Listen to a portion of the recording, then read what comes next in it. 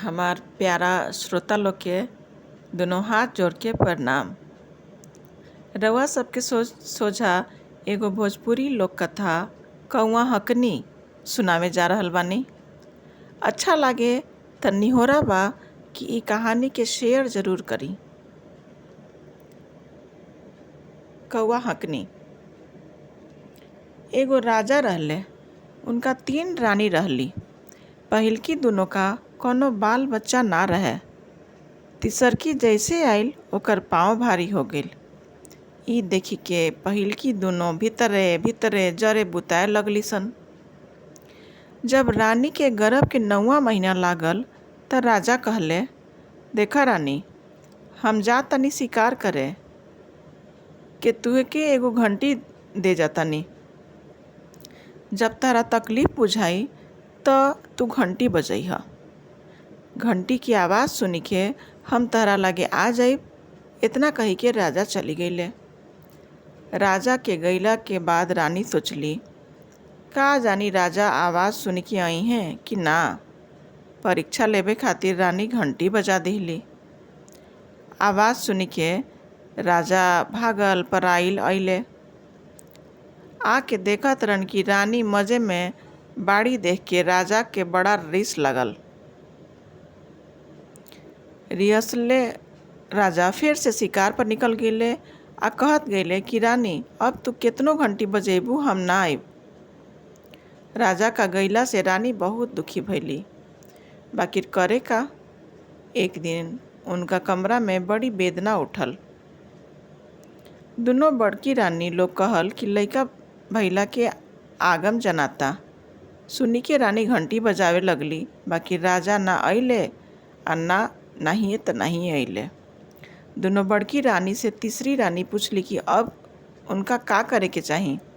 रानी लोग कहल, चूल्ही में मुंह डाली के पटा रहे कि चाही रानी। ये कईली घड़ी भर बाद रानी का जुड़वा लइका भइल, एगो बेटा एगो बेटी। दोनों बड़की रानी लोग ताक में लागल रहे। जल्दी से लइका हटा के वहाँ एगो ईंटा आ एगो पत्थर रख दिहल लोग आ दोनों लइकन के उठा के कोहारे का मटिसार में रख आइल लोग। तीसरकी रानी से दोनों रानी मिल के कहल लोग, देखू तोरा इहे जन्मल बा, एगो ईंट एगो पाथर। रानी चुपा गेली, रोवली धोवली, बाकी का करस। राजा अइले त दोनों बड़की रानी लोग सारा वृत्तांत कही सुनावल लोग। राजा आग बबूला हो गईले। तीसरकी रानी के महल से निकाल दिले आ कौआ हकनी बना देले। एने कोहनिया जब मटिसार में माटी काढ़े गईल तो देखत बा बिया कि फूल ऐसन एगो लइका एगो लइकी माटी में पड़ल बा। झाड़ी भूरी के कोरा उठवलस, घर लेके आके पलली पोसली। धीरे धीरे दोनों सियान भइले स। एक दिन दोनों भाई बहन कोहनिया के बनावल माटी के घोड़ा और लगाम से खेलत रहले।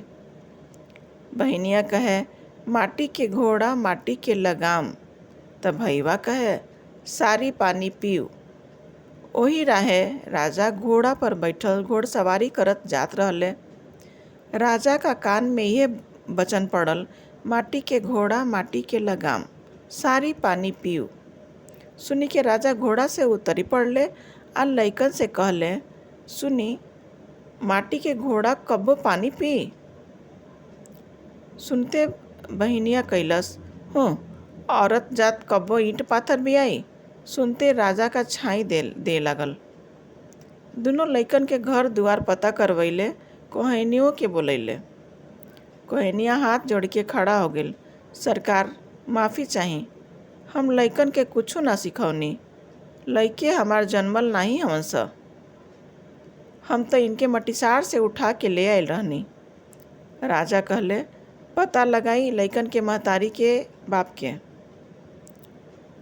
कोहनिया रोवे गिड़गिड़ाए लागल कि रोवत देखी दोनों लइके कहले, 7 तावा बनले पर जौना औरत के छाती से दूध हमन के देख के निकली उहे हमनी के महतारी हुई।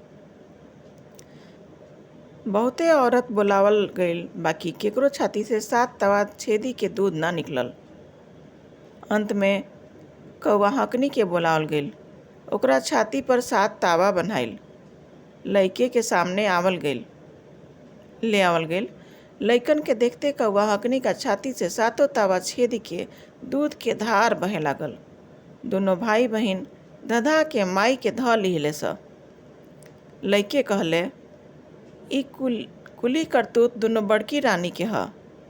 उहे हमन के कोहार के मटिसार में फेंक के माई के आगे ईंटा पाथर धइले होइहन। राजा रौरे हमन के बाप हई।